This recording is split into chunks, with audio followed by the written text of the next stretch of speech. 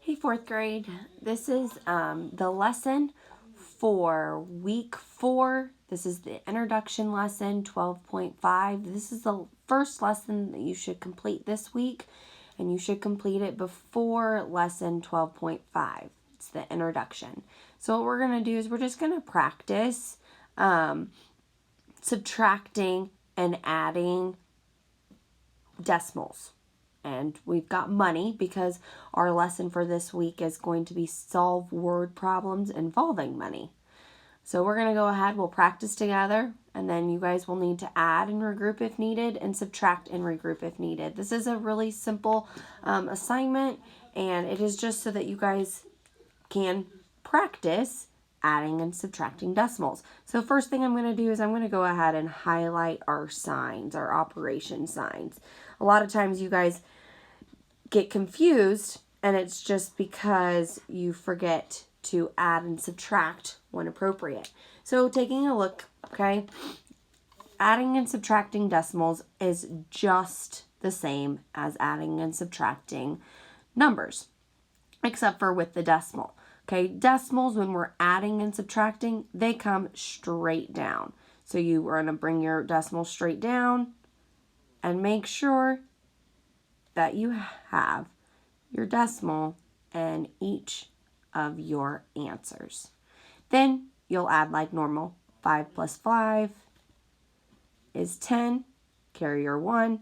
4 plus 4 is 8. Plus 1 is 9.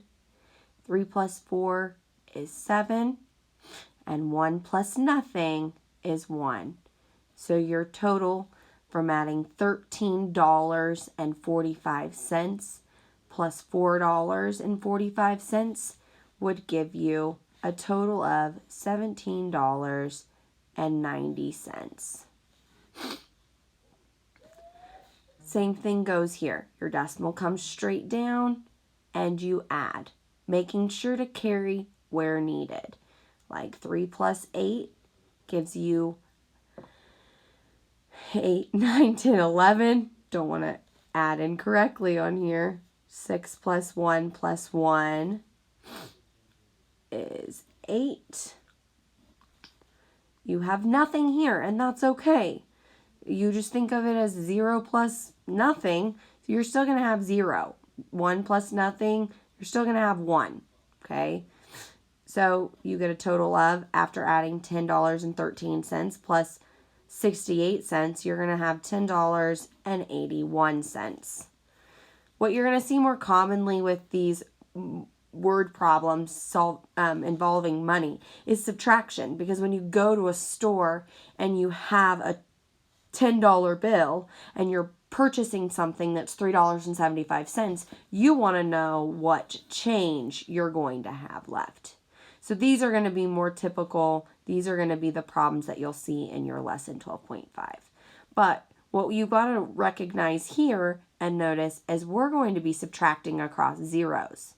So here there is more on the floor with the 75 cents. We're going to have to go next door. There's nothing next door. We have to go all the way to our 1. Borrowing from our 1 makes it a 0.